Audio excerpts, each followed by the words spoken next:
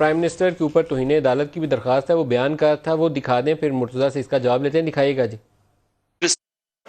Chief justice खोसा की और आने वाले चीफ जस्टिस गुलजार, उन दोनों से मैं आज कहना चाहता हूं कि हमारे मुल्क को आजाद करें इंसाफ देके।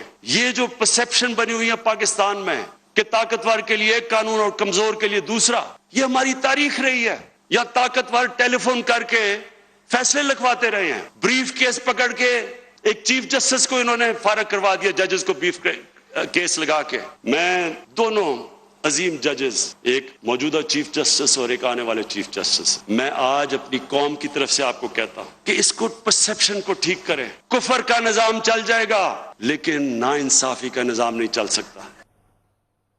मुर्तज़ा, क्या ये तौहीन अदालत है या अदालत को दरख्वास्त की जा रही है कि कुछ मसाइल हैं उनकी तवज्जो दिलाई जा रही है? नदीम साहब, मैं पहले जो आप वो दो नहीं एक पाकिस्तान की बात कर रहे थे, मैं उसका सिर्फ हवाला दे दूं कि देखें, और इसको मैं लिंक भी करूंगा आपके सवाल के साथ कि मुल्क में एक साबिक सदर को आप भेज देते हैं, उसकी जब स्पेशल कोर्ट फैसला करने जा रहा है तो वफाकी हुकूमत उस फैसले को रोकने के लिए मुअज़्ज़ज़ अदालत से रुजू करती है। एक साबिक सदर जो है वो सरकारी डॉक्टर्स एडमिट कर रहे हैं कि उसकी बीमारी की हालत में अलालत है, उसके पर्सनल डॉक्टर्स को उसको एक्सेस नहीं दी जा रही। तो अगर खान साहब इंसाफ की बात करते हैं, अगर वफाकी हुकूमत वाकई में बिलीव करती है कि दो नहीं एक पाकिस्तान होना चाहिए, अमीर के लिए गरीब के लिए, कैसे डिफेंड कर रहे हैं पीपल्स पार्टी मियां साहब को, ये दिन भी देखने को मिले। सॉरी वहां कंटिन्यू प्लीज। साथ जरदारी साहब का भी केस प्लीड कर रहे हैं ना।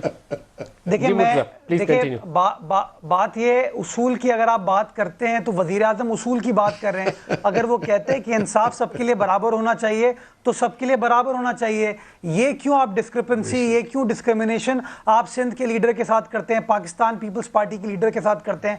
आप कहते हो कि नाम ना ले, पाकिस्तान की बात करें, आप प्रोसिक्यूट करें।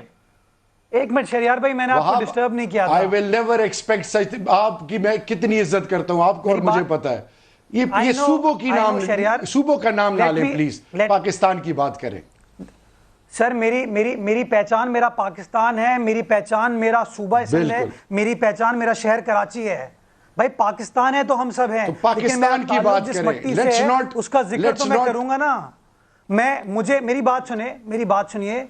अगर आप कहते हैं कि दो नहीं एक पाकिस्तान की पार्टी, तो पाकिस्तान की बात करें। शहरियार भाई मुझे कंप्लीट करने दें। चले प्लीज सॉरी आप बोले। अगर आप कहते हैं दो नहीं एक पाकिस्तान, तो फिर कानून बराबर है। तो जो ट्रीटमेंट परवेज मुशर्रफ साहब के साथ हो रही है वही ट्रीटमेंट जरदारी साहब के साथ क्यों नहीं होती है? Number one. नंबर टू, आप कहते हैं सूबा सिंध के केसेस जो हैं वो सिंध में नहीं चलेंगे, उसके लिए हम इस्लामाबाद में केसेस मुंतकिल करेंगे। ये कौन सा उसूल आप स्टैब्लिश करने की कोशिश कर रहे हैं? तो ये जो डिस्क्रिपेंसी है ये तो खुद वफाकी हुकूमत क्रिएट करिए बार बार अपने कॉल ऑफ फेल से। अब आ जाएं आप खान साहब के उस स्टेटमेंट से।